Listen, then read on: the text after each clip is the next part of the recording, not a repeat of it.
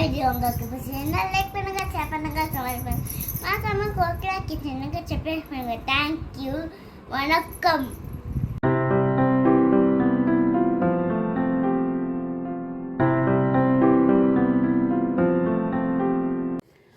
Hello hi, welcome to Kokila's kitchen. இன்றைக்கி நம்ம கிச்சனில் என்ன பார்க்க போகிறோன்னா, தர்பூசணியில் ஒரு ஷேக் பார்க்க போகிறோம்.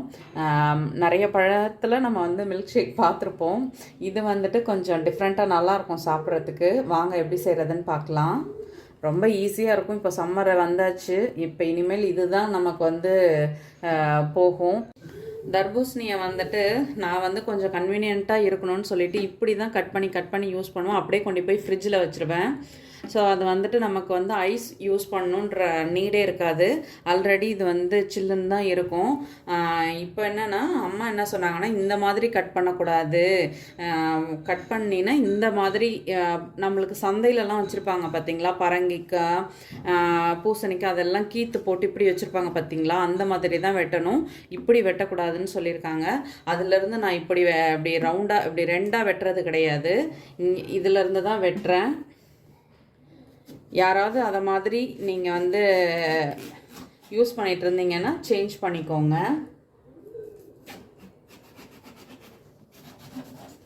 இப்போது இதை வந்து கட் பண்ணி எடுத்தாச்சு. இதில் வந்து இந்த விதை இருந்தாலும் பரவாயில்ல, மிக்சியில் தான் நம்ம போட்டு அடிக்க போகிறோம். இப்போ நம்ம வந்து இது விதையோடு தான் சேர்த்து அடிக்க போகிறோம். இல்லை எனக்கு விதை வேணான்னு நினச்சிங்கன்னா இப்படி மேலால் இதை எடுத்துருங்க. இப்போது மிக்ஸி ஜாரில் நம்ம கட் பண்ணி எடுத்து வச்ச தர்பூசணியை சேர்த்துக்கலாம்.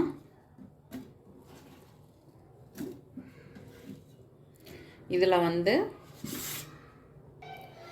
இதில் வந்து காய்ச்சாத பால், நான் பேக்கெட்டோடு அப்படியே தான் சேர்க்குறேன் பாருங்கள். காய்ச்சாமல்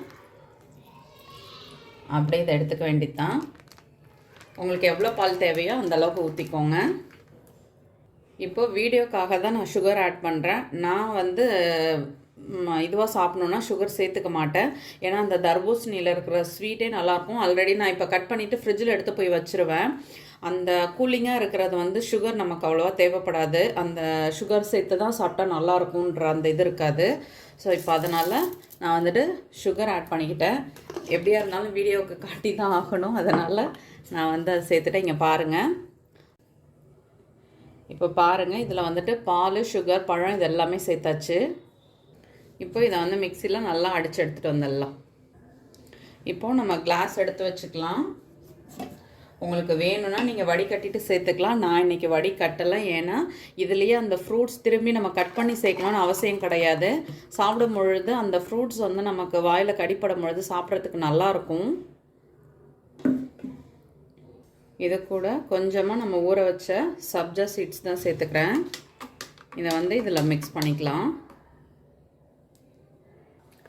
இப்போது ஒரு சின்ன ஸ்லைஸ் எடுத்து கட் பண்ணி வச்சுருக்கேன். இதெல்லாம் சும்மா வீடியோக்காக, டெக்கரேஷனுக்காக தான், மற்றபடி வேறு ஒன்றும் கிடையாது. ஒரு சிம்பிளான தர்பூசணியில் ஒரு சூப்பரான ஷேக் இது. நீங்கள் ட்ரை பண்ணி பாருங்கள், ரொம்ப நல்லாயிருக்கும். வேலையே கிடையாது. நம்ம ஃப்ரிட்ஜில் வச்சுருக்க பால் எடுத்துகிட்டு வந்துட்டு செய்கிறது தான். அதுவுமே இதை வந்துட்டு நீங்கள் முன்னாடியே வந்து தர்பூசணியை ஃப்ரிட்ஜில் வச்சுட்டிங்கன்னா இன்னுமே ரொம்ப சில்லுன்னு இருக்கும். இப்போ பாலோட சில்னஸ் மட்டும்தான் இருக்கும். ட்ரை பண்ணி பாருங்கள். வீடியோ பிடிச்சா லைக் பண்ணுங்கள். மறக்காமல் ஃப்ரெண்ட்ஸ் அண்ட் ஃபேமிலிக்கு ஷேர் பண்ணுங்கள். ஷேர் பண்ணுறதோடு மட்டும் இல்லாமல் நீங்கள் ட்ரை பண்ணிங்கன்னா மறக்காமல் உங்கள் கமெண்ட்டை சொல்லுங்கள். தேங்க்யூ.